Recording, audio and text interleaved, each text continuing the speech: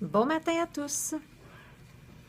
Donc, voici une petite capsule de Kenneth pour ceux qui vivent des petits désagréments, quand on se sent dérangé par ce que les autres font ou par ce qui arrive dans nos vies. C'est une capsule vraiment aidante. Donc, regardez le problème tel qu'il est. Au chapitre 27 du texte, il y a une phrase très importante au tout début de la section « Le rêveur du rêve ». Deuxième paragraphe. Le premier paragraphe parle de la souffrance et le deuxième paragraphe commence avec la phrase « Maintenant, il t'est montré que tu peux t'échapper. Tout ce dont il est besoin, c'est que tu regardes le problème tel qu'il est et non de la façon dont tu l'as monté. » C'est une de ces phrases très importantes parce qu'elle va au cœur de ce qu'est le pardon et dans l'essence du courant miracle. La façon dont on monte nos problèmes, c'est de nier leur présence dans notre esprit. Et c'est là que le problème est. Donc, on nie le problème, on nie que le problème est dans l'esprit, que c'est le choix du décideur de prendre l'ego comme enseignant et par le fait même, choisir de s'identifier à son système de pensée, de péché, culpabilité, peur, souffrance, punition, séparation et ultimement la mort. C'est ça le problème. Donc, ce qu'on fait, c'est qu'on prend le problème et on le projette à l'extérieur et on dit le problème, c'est pas moi. Le problème, c'est pas une mauvaise décision de mon esprit. Le problème, c'est l'autre. L'autre qui a choisi son ego. C'est ça. C'est la cause de ma détresse. Ça peut aussi s'étendre au fait de dire que le problème est dans mon corps, parce que mon corps est à l'extérieur de mon esprit, ou dans ton corps, parce que ton esprit est aussi à l'extérieur de ton corps.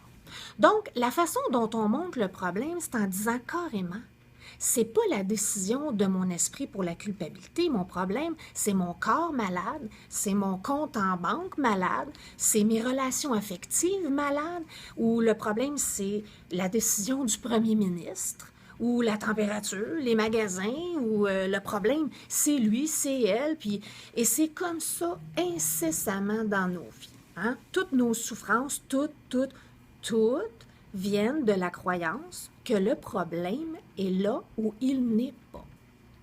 Parce que quand on prend le problème et qu'on le ramène d'où il vient, où il est, qu'on le regarde dans notre esprit, qu'on regarde la partie décisionnelle de l'esprit et qu'on voit qu'on a choisi l'ego, la souffrance arrête. Toute souffrance arrête quand on comprend et qu'on reconnaît qu'on a juste mal choisi.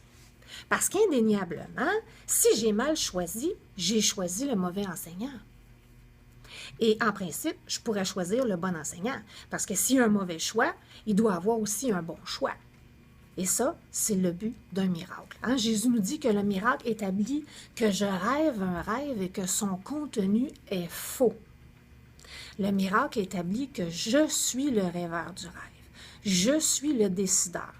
Et dans ce sens, les deux sont synonymes. Donc, c'est la partie de notre esprit qui a choisi de s'endormir, qui a choisi d'écouter l'ego et de suivre son rêve, de s'identifier à ce rêve, et c'est ça qui nous garde bien endormis. Après tout, c'est Freud, il y a plus de 100 ans, qui a dit que les rêves sont les gardiens du sommeil. Hein? Le but d'un rêve, c'est de nous garder endormis. Le but de notre rêve de culpabilité, notre rêve des corps, hein? En fait, la section après le chapitre 27, c'est appelé le héros du rêve. Et le héros du rêve, c'est le corps. On a choisi de rêver le rêve de la séparation, de la culpabilité et des corps, le corps est la projection de ces idées de séparation et de culpabilité. Parce que pour qu'on reste endormi, pour qu'on oublie qui on est réellement, qu'on est réellement à la maison, en Dieu, rêvant d'un rêve d'exil, hein?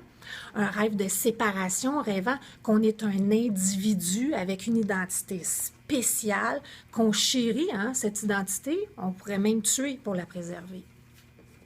Donc, si on est vraiment sérieux à propos de mettre fin à notre souffrance, on doit shifter d'où on a mis le problème, hein? Par projection, à travers le corps ou dans le corps. et le retourner dans l'esprit où j'ai choisi l'enseignant de la maladie. De reconnaître que c'est mon choix, que je rêve un rêve de maladie et qu'il n'est pas vrai et que je peux maintenant corriger en choisissant l'enseignant de la guérison, c'est-à-dire Jésus ou le Saint-Esprit. De les choisir et de choisir leur rêve de guérison, qui défait le rêve de la maladie de l'ego. C'est quoi le rêve de la maladie de l'ego? C'est la séparation, la fragmentation, la différenciation, la particularité. C'est quoi le rêve de guérison? Le rêve du défaire. C'est le rêve qui dit qu'on n'est pas séparés les uns des autres, okay? Qu'on n'est pas différents, qu'on n'est pas spécial, qu'on n'est pas fragmenté. Et en fait, qu'on est tous le même. C'est ce principe de similitude, d'être pareil, qui ramène la santé dans nos esprits insanes. C'est cette compréhension qu'on est tous pareils au niveau de l'esprit. C'est ça qui guérit la souffrance. La souffrance et la maladie viennent directement de la croyance en la séparation. La guérison et la paix viennent directement du rêve heureux qui reconnaît, lui, qu'on n'est pas séparé. Et en apprenant que je ne suis pas séparée de toi, en l'étendant, en le généralisant à tous, je m'éveille aussi du rêve heureux et je réalise que je ne suis pas séparée de ma source. Je suis en fait exactement tel que Dieu m'a créé. L'idée du Fils de Dieu que je suis en tant que Christ n'a jamais quitté sa source au ciel. Voilà, bonne journée!